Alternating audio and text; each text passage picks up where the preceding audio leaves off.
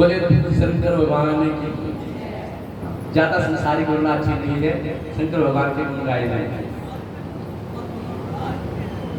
लेकिन शंकर भगवान ने संदेश वाहक के द्वारा दोबारा कहलवाया कि अपनी कन्या शिव को ही देना उचित है। संसार के अंदर श्रेष्ठ तो एक से एक है, लेकिन कन्या उसी को दीजिए जिसको कन्या पसंद है। जबरदस्ती कन्या का विवाह करना उचित नहीं है। यहाँ पर कथा आती है किसकी, अन्नरण्य की कन्या है पद्मा, उनकी कन्या आती है, उनकी कन्या का विवाह का यहाँ पर प्रसंग सुनाया गया। किसके द्वारा? वशिष्ठ जी महाराज जी के द्वारा। जब राजा हिमाचल का मन फिर गया कि मैं अपनी कन्या शंकर भगवान को नहीं सौंपूंगा, वो तो अमंगल वेशधारी है, तब जाकर के वशिष्ठ जी महाराज को शंकर भगवान ने भेज दिया कि अब आप जाकर के बात को सुधार दीजिए। मैंने तो सब ऋषियों को भेजा था, वैसे ही परीक्षा लेने के लिए सच में बात बिगड़ गई है। इसलिए वशिष्ठ जी महाराज को भेजा और वशिष्ठ जी महाराज ने राजा हिमाचल को समझाया कि अपनी कन्या शिव को देना उचित है। बोले क्यों नहीं? बूढ़ा लोग, बैल उसका पूरा, कमंडल उसके पास है, मुंडमाल धारण वो करता है, शमशान में वास करता है, क्यों देते? तब वशिष्ठ जी महाराज कहते हैं कि पहले पिपलाद नाम के महात्मा हुए। कौन है पिपलाद? महाराज दधीची जी हैं, जिन्होंने देवताओं के मांगने मात्र से अपनी देह का जीते जी दान कर दिया। प्रार्थना की थी वृत्रासुर राक्षस को मारने के लिए, देवताओं ने प्रार्थना की कि महाराज आपका शरीर मजबूत है, आपके शरीर की जब तक हड्डियों का वजन नहीं बनेगा तब तक वृत्रासुर राक्षस से नहीं मरेगा। वृत्रासुर असुर का वध करने के लिए दधीची महाराज ने अपनी अस्थियों का दान किया और कहा कि यदि मैं मृत्यु को प्राप्त हो जाता हूँ तो ये शरीर मेरा वज्र बनाने लायक नहीं रहेगा, इसलिए मेरे शरीर के ऊपर नमक डाल दीजिए और शुद्ध गाय है उसके द्वारा इस शरीर के मांस को चटवा दीजिए। देवताओं ने वही किया, महात्मा जी के शरीर के ऊपर नमक लगा दिया गया और सुरभि गाय ने दधीची जी महाराज का सारा जो शरीर का मल मांस इत्यादि था वो चाटा। जब दधीची जी महाराज प्राण योग के द्वारा प्राण त्याग कर दिया, उस समय पर जो उनकी पत्नी थी वो सती होने लगी और सती होते समय उनके गर्भ था, बच्चा था बेटी। तो उन्होंने शिव पुराण के अंदर एक शब्द लिखा हुआ है, एकदम से शायद भूल जाऊं, राम शल्य कुछ ये राम शल्य पत्थर है वो, उस पत्थर को उठाया और उस पत्थर से अपने पेट का शल्य की पेट को चीर दिया, बच्चे को बाहर निकाला। पीपल का पेड़ था जिसके अंदर कोटर बना हुआ था, खाली जगह, उसके अंदर उस बच्चे को लेटा दिया और स्वयं पति के साथ में चिता के अंदर बैठ गई और देवताओं से कहा कि आप जाते जाते चिता के अंदर अग्नि लगा दीजिएगा, मेरा इतना काम कर दीजिए। देवताओं ने वो कार्य का पूर्ण किया। बोले शंकर भगवान की। सुरनर मुनिजन सबके यह रीति, स्वार्थ लाभ करे सब प्रीति। सुर जिसको हम देवता कहते हैं, देवता इतनी स्वार्थी निकले कि एक ब्राह्मण के शरीर को जीते जी गाय से चटवा दिया। उनकी पत्नी कह रही है कि ये तो चले गए, अब मैं इनके पीछे सती हो जाती हूँ। यहाँ पर चित्ता के अंदर आप अग्नि लगा करके जाना। देवताओं को इतनी भी दया नहीं कि आई कि आपके कारण दो दो जीव शरीर त्याग कर रहे हैं, इसलिए इंद्रलोक वापस मिल जाए, स्वर्ग वापस मिल जाए। इसलिए इंद्र ने वहां पर महाराज दधीची जी की चिता के अंदर अग्नि लगा। जब वो बच्चा कुछ बड़ा हुआ, कोटर के अंदर जो पीपल के जो जिनको हम बीज बोलते हैं, बंटी बोल देते हैं, बरवंटी बोल देते हैं, वो उठा करके खाता रहा और उस क्वार्टर के अंदर बैठा रहा। एक समय पर नारद जी महाराज वहां से निकले, क्वार्टर के अंदर बच्चे को बैठे हुए देखा तो नारद जी महाराज ने कहा कि आप कौन हैं? बच्चे ने कहा आप बताओ मैं कौन हूँ। आज तक मेरा किसी ने नाम नहीं रखा, किसी ने मेरी जात नहीं पूछी, किसी ने मेरा कोई आगे पीछे नहीं पूछा। मैं स्वयं नहीं जानता कि मैं कहाँ से आया, कौन मेरे माता पिता है, मेरी जाति क्या है, मेरा धर्म क्या है, मेरा नाम क्या है, मेरा वर्ण क्या है, किस वर्ण से, वैश्य से, शूद्र से, क्षत्रिय से, ब्राह्मण से, मैं कौन हूँ मैं नहीं जानता। नारद जी महाराज ने ज्ञान योग के द्वारा जान लिया कि ये दधीचि पुत्र है। पीपल के कोटर के अंदर रखे हुए थे, इसलिए उनका नाम रखा गया पिपलाद।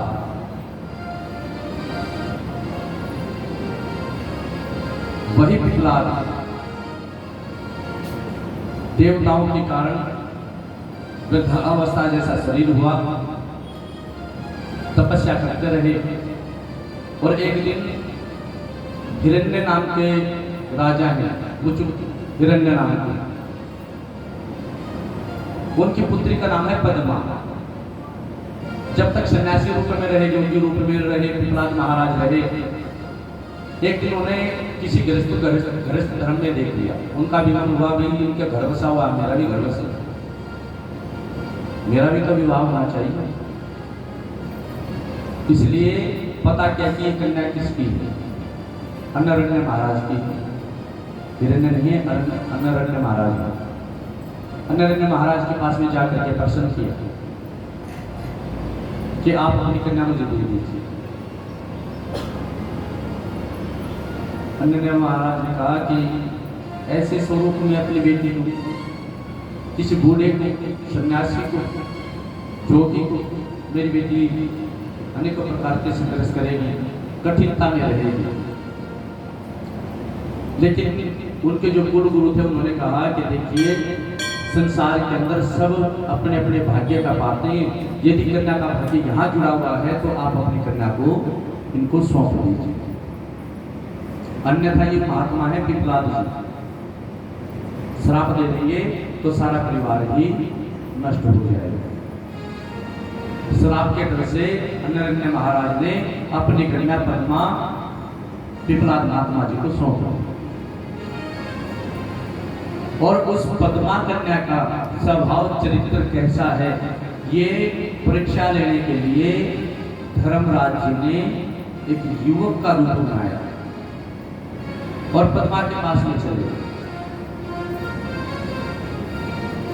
और जो सांसारिक बातें होती हैं जिनको हम मंद विचार कहा करते हैं, वैसे मंद विचार उनको बोलने लगे। बोले किसके साथ में विवाह करवा लिया, बूढ़ा आदमी, ये कहाँ की इच्छाएं पूरी कर पाएगा, शरीर से कमजोर है, क्या घर में कमा करके लाता होगा, क्या आपको खिलाता होगा, क्या पहनाएगा आपको। बोले आप मेरी पत्नी बन करके चलिए, मैं आपको जो संसारिक जितने भी आनंद हैं सारे के सारे आनंद मैं आपको दूँ। पद्मा ने कहा कि आप मेरे से दूर रहे, मेरे सामने अधर्म की बातें न करें। लेकिन जब वो युवक आगे बढ़ते आए तब पद्मा ने श्राप दिया कि आप जो भी आपका विनाश हो जाए। आप पर नारी को वासना दृष्टि से देख रहे हैं, इसलिए आपका विनाश निश्चित है। मैं श्राप देता हूं आपका विनाश होगा। श्राप देते ही धर्मराज जी ने अपना जो उनका वास्तविक रूप है वो दिखाया। बोले महाराज आप धर्मराज जी ने तो पहले क्यों नहीं बताया, तो मैंने श्राप दे दिया। बोले मैं आपकी परीक्षा लेने के लिए आया था कि आप अपने धर्म के ऊपर, सत्य के ऊपर हैं या नहीं है। लेकिन आप धर्म के ऊपर सत्य पर हैं तो मैं वरदान देता हूं। क्या कहा, मैं वरदान देता हूं, भले भलाई पे लहे, लहे नीचाई पे नीच। जो नीच होगा वो नीच ही कर्म करेगा, भला आदमी हर जगह जाएगा तो भलाई का ही काम करेगा। पद्मा ने तो कहा श्राप देती हूँ, और धर्मराज जी कहते हैं मैं वरदान देता हूँ। मेरा वरदान है, आज से तुम्हारा पति युवावस्था को प्राप्त हो जाएगा और आप गृहस्थ धर्म के जितने भी आनंद सुख भोग इत्यादि होते हैं घर के अंदर, पुत्र पौत्री धन कलत्र सुख शांति सब आपके घर के अंदर होंगे। लेकिन परमार कहा महाराज मैंने तो आपको श्राप दे दिया। बोले आपने नहीं दिया, ये हरि की इच्छा बलवाना कि उस परमात्मा ने कहलवाया है। इसलिए धर्म का भी विनाश निश्चित है। लेकिन कब? धर्म प्रगटे चार पद, कलयुग में एक प्रधान, ये विधि दिले दान करे कल्याण। सतयुग के बाद में सत्य चला जाएगा, त्रेता के बाद में तपस्या, द्वापर के बाद में दया, और कलयुग का अंत आते आते तक जैसे यमुना माता अंत समय पर है, इस समय पर जैसे वर्षा ऋतु में तो बह करके चलती है, अन्यथा यमुना माता का जो क्षेत्र वो क्षीण हो गया है। धीरे धीरे ऐसे ही गंगा जी भी यहाँ से विलुप्त हो जाएंगे और धर्म भी यहाँ से चला जाएगा, धर्म भी यहाँ से समाप्त हो जाएगा। किसके कारण? पद्मा जी के श्राप के कारण। वशिष्ठ जी महाराज ने महाराज हिमाचल जी को समझाया कि जिस प्रकार से अन्य राजा ने अपने कुल की रक्षा के लिए अपनी कन्या एक बूढ़े को सौंप दी थी, उसी प्रकार से आप भी अपनी कन्या शिव को सौंप दें। जब विचार किया कि सोचेंगे विचार करेंगे, अब एक बार तो हमने हाँ कर दी थी, अब तो विचार करना पड़ेगा। और ऐसा विचार जब कर रही है तब वो कथा आती है जो हरियाली तीज के, जो कल बता रहा था कि हरियाली तीज की कथा आपको संक्षिप्त में सुनाएंगे, ज्यादा लंबी नहीं सुनाएंगे। पिता के विचार देखे कि मेरे पिता विष्णु जी के साथ में विवाह करना चाहते हैं, इसलिए पार्वती और उनकी सखियां, पार्वती जी ने कहा कि अब मैं क्या करूं, मेरे पिता ने तो सोच लिया कि विष्णु जी से विवाह करेंगे। तो उनकी सखी ने उपाय किया, उन्होंने उनका हरण कर लिया, हरण किया और एक गुफा के अंदर जाकर के पार्वती जी को रोक दिया। और पार्वती जी ने रात भर में जो आप 4 पहर की पूजा करते हैं, वो पार्वती जी ने रात भर बैठ करके पूजा की, शिवलिंग बनाया, पूजा की और उसको नदी के अंदर प्रवाहित कर दिया। दूसरा शिवलिंग बनाया, दूसरे पहर की पूजा की और नदी के अंदर प्रवाहित कर दिया। तीसरा शिवलिंग बनाया, शिव की पूजा की, तीसरा शिवलिंग प्रवाहित कर दिया। चौथा शिवलिंग प्रातः काल में प्रभात बेला में बनाया, पूजा की और नदी के अंदर प्रवाहित करने चाहिए। जब तक सारी रात राजा हिमाचल पहुंचते रहे, बेटी घर से चली गई, बेटी घर से चली गई। जब बेटी घर से जाती तो परमात्मा ऐसा ना करे किसी के साथ में हुआ हो, तो वही जानते हैं कि बेटी घर में से चली जाए तो रात भर कैसे जाता।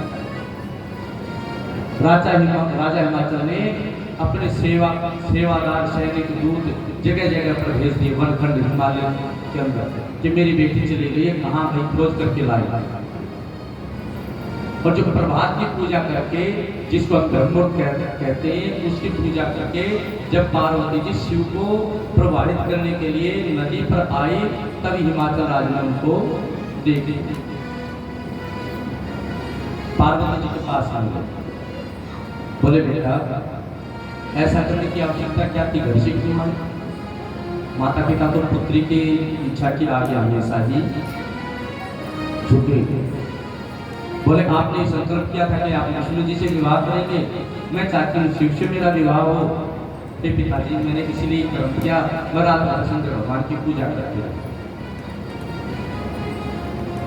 तब हिमाचल राज ने कहा बेटा हमको आपसे प्रिय संसार में कुछ नहीं है, माता पिता को संतान प्रिय होती है, जैसा आप चाहेंगे वैसा ही हम करेंगे। आप चाहते हैं शिव से आपका विवाह हो तो मैं अवश्य ही शिव से ही आपका विवाह करूंगा। घर चल पार्वती जी घर में चली गई और उधर वशिष्ठ जी महाराज ने समाचार सुनाया कि पार्वती जी ने तपस्या कर ली और तपस्या से सिद्धि प्राप्त कर ली है, अब पिता भी मान गए। नमः पार्वती पते हरे हरे महादेव। शंकर भगवान को पता चला कि वे पिता भी मान गए, बेटी भी मान गई। अब जाकर के एक बार देख तो आए शंकर भगवान का मन नहीं माना कि पार्वती जी को देख करके आए, बार बार देखने का मन हुआ, कुछ भी बहाना करे। शिव पुराण यदि कोई पढ़ता तो उसमें लिखा 3 बारी गए, एक बारी ब्राह्मण का ब्रह्मचारी का रूप बना करके गए, एक बारी नटराज का रूप बना करके गए, और एक बारी द्विज अवतार जो ब्राह्मण ज्योतिषी होते हैं वो बन करके गए। लेकिन यहाँ पर नटराज का चरित्र वर्णन करते हैं, क्योंकि नटराज में भजन गाया जाएगा, क्योंकि भगवान शंकर जी नाचे ना नट बन करके, नटराज नट बन करके शंकर भगवान ने वहाँ पर नृत्य किया। पंडित जी महाराज बड़े सुंदर से भजन के द्वारा, जैसे शंकर भगवान नटराज जी नाच करते हैं, आप भी नृत्य करें आनंद के साथ में, बोले शंकर भगवान की सब देवों में आला वो भोला डमरू वाला,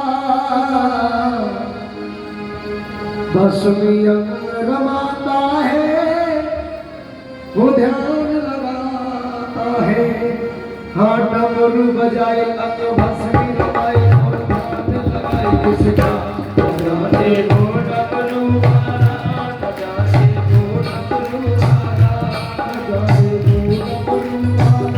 बजाते वो डमरू वाला, बजाते वो डमरू वाला, बजाते वो डमरू वाला, बजाते वो डमरू वाला, डमरू बजाए अंग भस्मी रमाए और ध्यान लगाए किसका, बजाते वो डमरू वाला, बजाते वो डमरू वाला, बजाते वो डमरू वाला, बजाते वो डमरू वाला।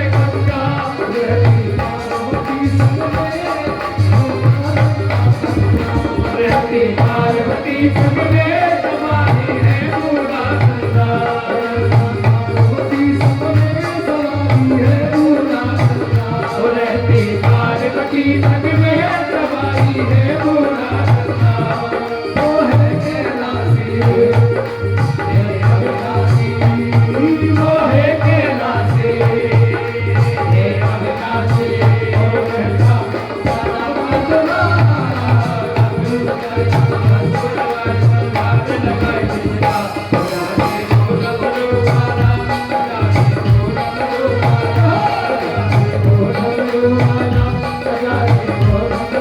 Yeah.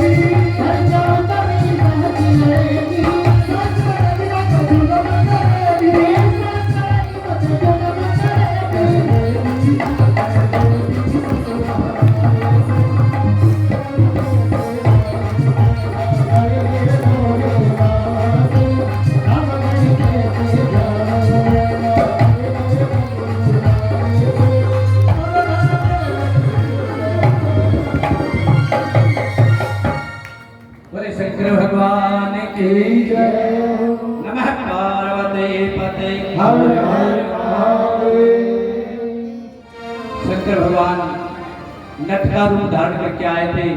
तो जैसे अभी भजन गाए इन्होंने, नैना लड़े डमरुआ वारे से अब कैसे घर जाऊं। अब और तो नाचने में मस्त, लेकिन शंकर भगवान किसकी तरफ इशारे कर करके नाच रहे थे? गौरा जी की तरफ। यहाँ पर ब्राह्मण रूप में ऐसा उचित नहीं है, नहीं तो जो नेत्रों का इशारा है, नैनों का इशारा होता है, वो माँ पार्वती की तरफ बार बार कर रहे हैं। नाचते नाचते जाए और उनकी तरफ जा करके नाचने लगे। बड़ा सुंदर नृत्य किया। नृत्य करने के पश्चात में राजा हिमाचल ने कहा कि हे नट, बड़ी सुंदर विद्या के आप धनी हैं, बड़ा सुंदर नाचते हैं। आपको परितोषक रूप कुछ मिलना चाहिए। चलो हम आपको कुछ देंगे, बोलो क्या चाहिए? बोले आप तो बड़े राजा हो, इतने बड़े राजा हो, राजा को तो बहुत ज्यादा देना चाहिए। बोले हाँ हाँ देना चाहिए, बताओ क्या मांगते हो? पार्वती जी की तरफ इशारा कर दिया, बोले इनको दे दीजिए। राजा हिमाचल ने क्रोध किया, बोले यदि मांगना भी है तो अपनी औकात में रह करके मांगना चाहिए। ये कौन है जानते हैं? ये मेरी पुत्री है। बोले मैं तो पहले कह रहा था कि जो जो इच्छा हो दे दीजिए, आपने कहा था मांग लीजिए, अब मैंने मांग लिया था, आप मना करते। तो दरबारियों को बुलवाया, बोले इस नट को बाहर लेकर के जाओ, इसके गुजारे लायक कुछ दे देना, इसको बाहर ले जाओ। और जब उनको बाहर लेकर के गए तब ज्ञात हुआ कि संसार के अंदर नर्तक बहुत देखे होंगे, लेकिन जो नर्तकों का राजा है वो केवल और केवल शिव है। और ये कोई और नटराज नहीं थे, ये स्वयं शिव थे। और अवसर था इस समय पर मुझे हाँ करके कन्या दे देनी चाहिए। शंकर भगवान वहां से विदा हुए, लेकिन कथा कहती है कि जब तक मनुष्य चैन से जी पाता है, जब तक नैना लड़े डमरुआ वाले से अब कैसे घर जाऊं। शंकर भगवान ने जब तक पार्वती जी को नहीं देखा था तब तक समाधि लगती थी।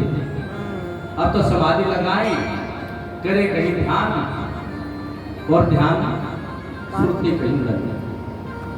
मेरा तन डोले मेरा मन डोले, मेरा मन का गया करार रे, ओम बजाए बांसुरिया। मेरा तन डोले मन का गया करार रे, ओम बजाए बांसुरिया। देखिए गान हो सकता है फिल्मी गाने हो, लेकिन अर्थ कहाँ जाता है? कौन बजाए? बांसुरिया। बांसुरिया कौन बजाते हैं? ठाकुर जी महाराज बजाते हैं। ये आपकी और हमारी दृष्टि और विचार है।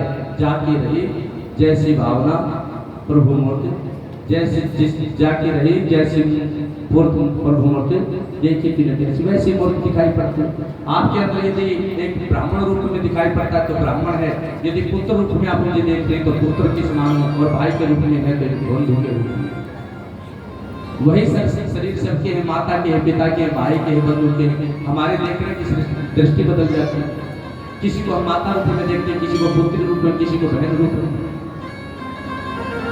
अब जब से शंकर भगवान ने पार्वती जी को देखा कि मेरे भाभी पत्नी है, भाभी, तो सोचा क्यों ना प्री वेडिंग कर ली जाए। आजकल के लोग भी तो ना प्री वेडिंग कर लेते हैं। विवाह के समय पर पंडित जी से पूछा जाता है, पंडित जी किधर बैठे की कन्या? तो जहाँ प्री वेडिंग पर बैठा के आए वहां ही बैठा दिया। प्री वेडिंग पर तो घुटनों पर भी बैठा रखी थी, प्री वेडिंग पर तो ऐसे गोद में उठवा रखी थी। अब हमसे क्यों पूछ रहे हो कहाँ बैठे? प्री वेडिंग शूटिंग में करते हैं ना, गोद में उठवा रहे हैं ना, बराबर में बैठा रखा है, गद्दे पर बैठा रखा है, सिर पर बैठना बाकी, वहां पंडित जी बैठवा देंगे। पंडित जी फेरों पर पूछेंगे, पंडित जी किधर बैठी के कन्या? प्री वेडिंग में क्या क्या करवाया था भाई, वहां पूछना। इसलिए शंकर भगवान ने जब से देखी सूरत, शंकर भगवान को पार्वती जी की बार बार याद आता और विचार किया कौन सा दूर है। नंदी के ऊपर सवार होते और फिर हिमालय राज्य भी यहाँ पहुंच जाते। अब की बार क्या रूप बनाया? ज्योतिषी का रूप बनाया और जाकर बोले मैं बहुत बड़ा ज्योतिषी, बहुत भविष्य वर्तमान सब कुछ देख सकता। फिर हिमालय राज बताइए आपके यहाँ किसी की कुंडली देखती? उन्होंने कहा नहीं, हमारी बिटिया का रिश्ता पक्का हो गया है, हमें नहीं दिख पानी पड़ेगी। बोले नहीं मैं देख देता हूँ।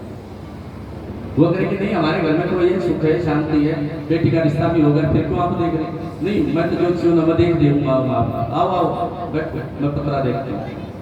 जबरदस्ती बैठा है। अब कोई नहीं दिखवाना चाहता तो भी जबरदस्ती दिखवाए।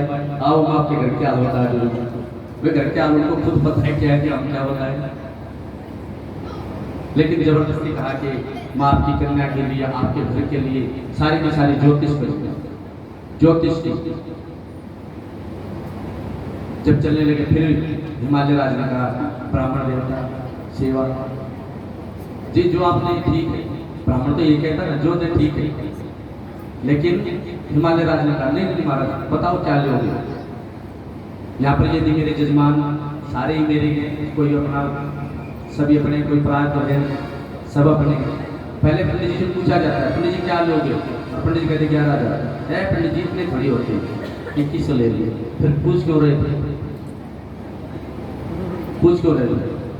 यहाँ की घटना है, ये सत्य घटना है। जो ये बख्तावरपुर रोड जाता है वहाँ पर चौहानों की बराती राजपूतों की, पंडित जी से फेरों के ऊपर ही मंडली पर पूछ लिया गया मंडप में, पंडित जी बताओ क्या लोगे। बोले जी दे दो जो आपने देना। बोले नहीं नहीं नहीं, यहाँ पंडित जी का प्रश्न चला ना, इसलिए पंडित जी को पूछना नहीं चाहिए क्या लोगे, दे देना चाहिए। यदि मांग लिया तो फिर उसके अनुसार दे दीजिए। बोले पंडित जी क्या लोगे, बोले नहीं दे दो। अब राजपूत बोले पंडित जी देखो हम राजपूत हैं, आप जो चाहोगे वो देंगे, बोलो। बोले जी 1.25 लाख रुपये बड़ी गाड़ी।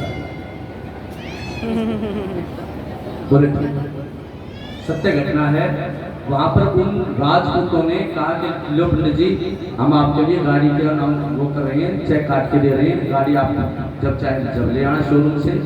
और बोले 1.25 लाख रुपये निकले बेटा बैग से, 1.25 लाख रुपये वही मंडप में गिनती।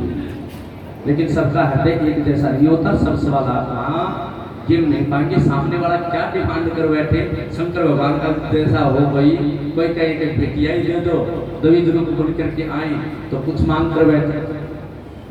अब दबी रूप में आए थे, हिमाचल राज करेंगे पंडित जी महाराज बड़ी अच्छी ज्योतिष की आपने बड़ी अच्छी कुंडलियां बताई, अब बताओ क्या देना है। विप्र रूप में बोले कि कुछ भी दे दीजिए। नहीं नहीं बताओ क्या चाहिए। जाति जाहि पर सत्य स्नेहु तो ही मिले में कछु संदेह, जिसको जो दिखाई पड़ता वही दिखाई पड़ेगा आगे पीछे। फिर पार्वती जी को हाथ लगा दिया जा करके, बोले इनको विदा कर दीजिए। बोले ब्राह्मण देवता आपका ब्राह्मण होने के नाते सम्मान रखा जाता है, इसलिए आपको यहाँ से जाइए प्रस्थान करो। बोले जी आप क्या मांगोगे तो देंगे, अभी तो आपने मांगा था, अभी आपने वचन क्या था कि ब्राह्मण का मांगो हम देंगे। बोले देने की वस्तु दी जाती है, ऐसे थोड़ी कन्या दी जाती है। बोले जी आपकी इच्छा मैं तो चला जाता। ऐसा कहकर के शंकर भगवान फिर चले गए। और जब गए पार्वती ने जब फिर उनको पहचाना कि ये भी बार बार रूप धर करके मुझे मांगने के लिए बार बार आ रहे हैं, बार बार इनके दर्शन के विलासा है, इसलिए बार बार ये आ जाता है। तब पार्वती फिर उधर से प्रार्थना करती है, ईश्वर से प्रार्थना करती है, परमात्मा से कि हे प्रभु जी जन्म जन्म लवी रग रघुनारी वर्णम शिव रहु कुमारी। हे परमात्मा आप शीघ्र ऐसा प्रबंध करें, ऐसा आशीर्वाद दें कि मुझे शिव रूप में पति रूप प्राप्त हो जाए। बोले शंकर भगवान की ये आज की कथा यही विश्राम लेगी। कल बारात विवाह और बड़े आनंद के साथ में कल भजन गाइएगा, नृत्य कीजिएगा। आज की कथा यही विश्राम लेगी। कृपा करके जो आरती करेंगे वह आगे आ जाए, ज्योत प्रज्वलित करें। और जो विवाह है वो शंकर जी का कल होगा। शिव पार्वती विवाह का